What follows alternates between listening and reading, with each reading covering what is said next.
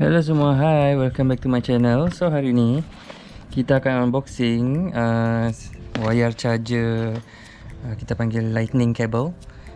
Basically saya mempunyai iPhone yang lama, iaitu iPhone 5 dan juga iPad. Saya ada dua jenis iPad, iPad 2 dengan iPad mini, which is all model.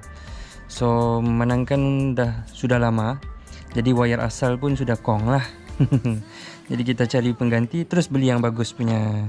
Dan ini harganya RM79, jenama Unique Unique Halo. So this is 12 watt, kelajuan 12 watt fast charge. Tapi fast charge Apple macam biasalah, itu sajalah. Ini 12 watt. So saya beli yang inilah, USB A to Lightning. So let's go, kita unbox. Okay. Saya berminat dengan ni tadi. Saya tengok banyak pilihan sebenarnya. Beli dekat kedai Republic di Imago Mall, Kota Kinabalu.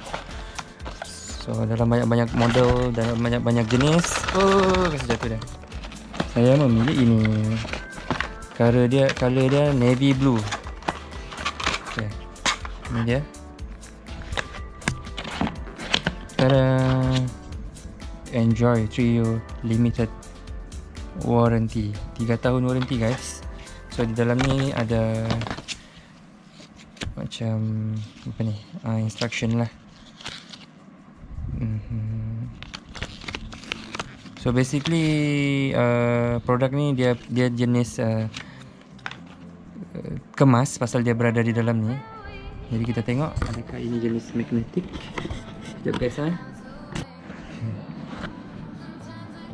kita buka dia. Dia silikon cover. Ini pun kita tarik dia.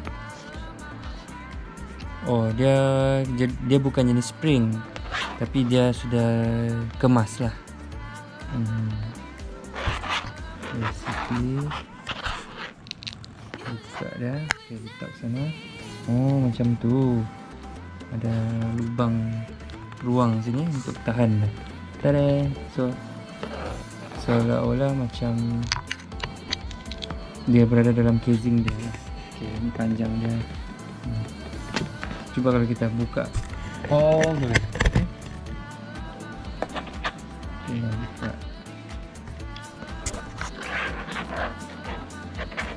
Adakah bekas ni?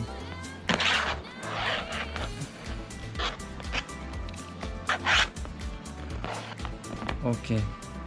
Nampaknya dia hanyalah wire seperti biasa, cuma ada tempat dia punya simpanan di dalam ni. Okay, nampak guys? Ini dah. Wire ni sepanjang, saya tengok sini 1.2 meter. Okay. So kita cuba masukkan semula. Kunci dia di sini. Dan ini pusing lah.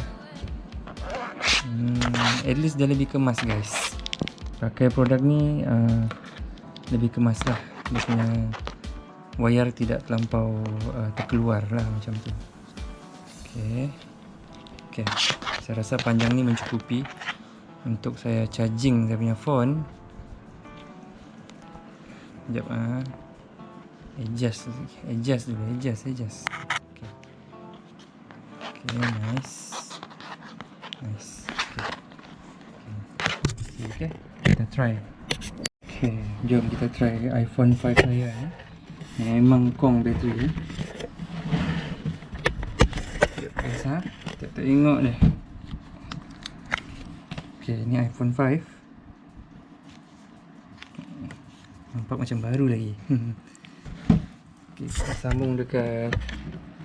Ini asal ni adalah untuk iPad punya. Okay, kita on. Dan kita masukkan dekat sini. Tada. Kita tengok.